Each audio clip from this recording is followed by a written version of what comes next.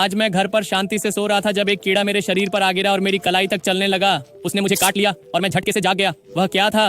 मैंने अपने हाथ को देखा और वहाँ काटने का निशान था। जरूर ये कोई मच्छर होगा।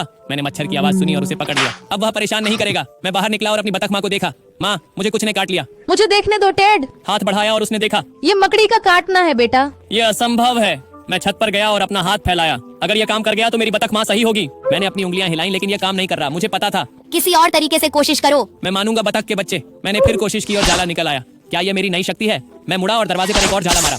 लेकिन अब मैं अपने घर में नहीं घुस पा रहा हूँ, इसलिए मैं दौड़कर घर के दूसरी तरफ गया। लेकिन अंदर जाने के लिए मुझे सच में ऊपर तक पहुँचना होगा। मैंने कोशिश की पर यह बहुत ऊंचा है। दीवार से चिपक जाओ टेड। लेकिन मैं वह कैसे करूँ? बस इसे अपने हाथों से छुओ। तो मैंने अपने हाथ दीवार पर चिपका दिया और ऊपर चढ़ने लगा। जब तक मैंने अपना हाथ ऊपर नहीं रखा और शिखर तक नहीं पहुंच गया, मैं फिर से अपने घर में घुसने में कामयाब रहा। लेकिन मेरी बतख माँ अब वहाँ नहीं है। मैंने वहाँ कुछ देखा। वह मैं ही था और कोई मुझे अंदर से देख रहा था। मुझे कुछ समझ नहीं आ रहा, लेकिन मैंने दूर से एक आवाज सुनी। मैं तेजी से कमरे में पहुंचा और देखा कि मेरी बतख माँ पिंजरे में थी। मैंने अचानक दरवाजा खोला और उसके साथ 2 बतख के बच्चे देखे। उसे छोड़ो वरना शक्ति इस्तेमाल करूंगा। क्या यकीन है कर पाओगे टेड? पर पीछे से किसी ने पकड़ा और पूरा चूस लिया। अब मकड़ी का जाला काम नहीं कर रहा। रेड टेड ने उसे चूस लिया था और वे सब मेरी शक्ति छीनने के लिए मिले हुए थे। वह इस पूरे समय अपने बतख के बच्चे के साथ मेरा पीछा कर रहा था। हैंड डक पर क्लिक करें ताकि कोई मेरी बतख माँ को बचा सके।